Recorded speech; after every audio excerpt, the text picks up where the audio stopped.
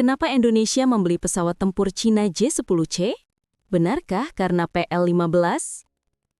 Fakta singkat tentang transaksi pembelian pesawat ini dan tentang apa yang diumumkan oleh pemerintah Indonesia.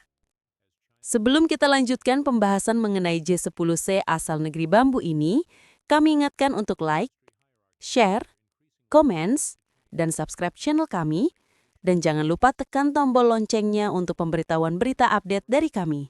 Terima kasih. Indonesia baru saja mengonfirmasi pembelian 42 pesawat tempur J-10C dari Cina. Paket bernilai sekitar 9 miliar dolar. Kenapa memilih pesawat Cina setelah era belanja barat? Apakah karena rudal PL-15 yang menakutkan? Yuk kita bongkar fakta, harga, dan siapa saingannya.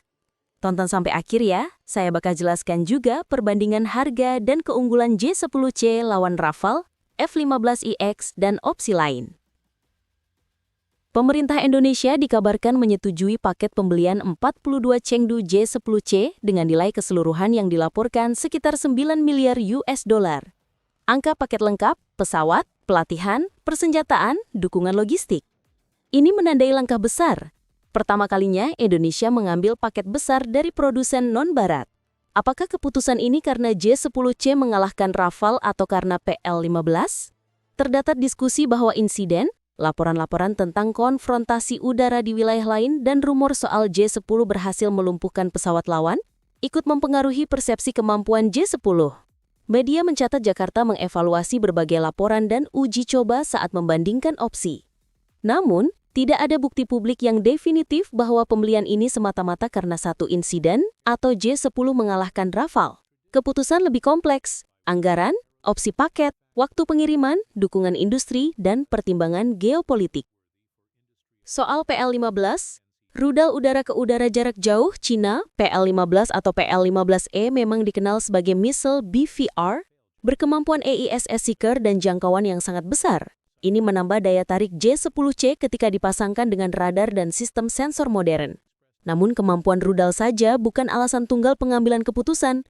Paket persenjataan, biaya, jaminan suku cadang, dan transfer teknologi juga berat diperhitungkan. Kenapa J-10C menarik untuk dibeli? Berikut ada 6 alasan utama yang wajib kalian ketahui. Pertama, biaya paket relatif kompetitif. Analis memperkirakan flyaway J-10C atau J-10CE bisa jauh lebih murah, perkiraan 40-60 juta dolar per unit untuk jet itu sendiri, sehingga ketika dijadikan paket lengkap masih sering lebih murah dibandingkan paket barat.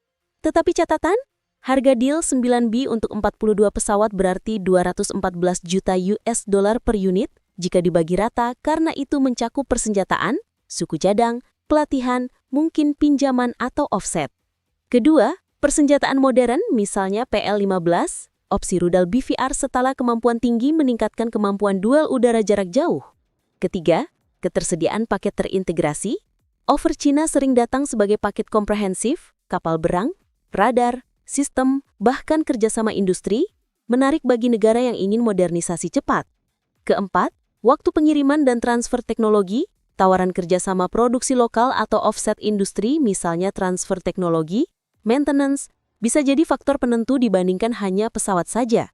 Terlihat pada pola ekspor non-barat secara umum. Kelima, diversifikasi sumber, politis, mengurangi ketergantungan pada satu pemasok, AS atau barat, relevan bagi kebijakan luar negeri bebas aktif. Keenam, biaya operasional dan logistik, jangka panjang biaya dukungan atau aftercare sering jadi titik tumpu, penawaran dukungan purna jual yang atraktif mempengaruhi keputusan. Perbandingan harga dan paket dan anggaran pembelian yang perlu dipahami.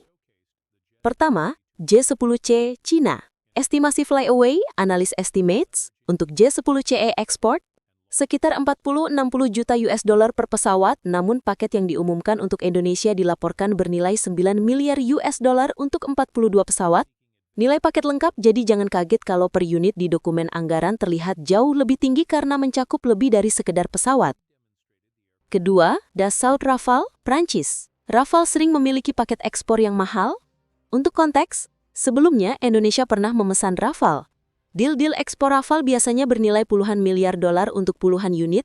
Misalnya laporan paket 42 Rafale plus support yang pernah dilaporkan senilai sekitar 8,1 miliar US dollar. Angka ini menunjukkan paket lengkap sehingga per unit bisa di kisaran 200 jutaan termasuk dukungan. Ketiga, Boeing F-15IX AS. Contoh perbandingan, pemerintah Indonesia pernah mengevaluasi F-15IX 24 unit senilai 9 miliar US dollar angka indikatif. Ini menunjukkan biaya paket AS sering tinggi karena integrasi sistem, sensor, dan senjata canggih. Keempat, KAAN Turki. Laporan-laporan menunjukkan ada kesepakatan atau kerjasama besar dengan Turki untuk jet KAAN 48 unit dengan nilai paket yang juga dipublikasikan mendekati 10 miliar US dollar. Lagi-lagi paket lengkap.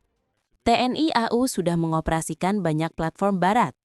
Memasukkan platform Cina berarti tantangan integrasi komunikasi, logistik, integrasi senjata. Pembelian besar dari Cina bisa mengubah persepsi geopolitik regional. Reaksi mitra strategis harus diperhitungkan. Jaminan jangka panjang dan akses suku cadang harus jelas agar tidak menjadi beban di masa depan. Ingatlah bahwa dulu Indonesia pernah disanksi embargo seluruh persenjataan yang berasal dari Amerika, yang membuat Indonesia kalang kabut untuk merawat alutsista biatan negeri Paman Sam dan sekutunya. Jadi bukan cuma soal rudal PL-15, meskipun rudal modern seperti PL-15 membuat C-10C lebih menarik, keputusan Jakarta tampak dipengaruhi kombinasi harga paket, transfer teknologi, waktu pengiriman, diversifikasi pemasok, dan pertimbangan politik. Jadi jawaban singkat, PL-15 membantu, tapi bukan satu-satunya alasan. Nah, jadi inilah sedikit ulasan dari segi pandang redaksi kami. Bagaimana menurut kalian? Mari kita bahas lebih lanjut di kolom komentar.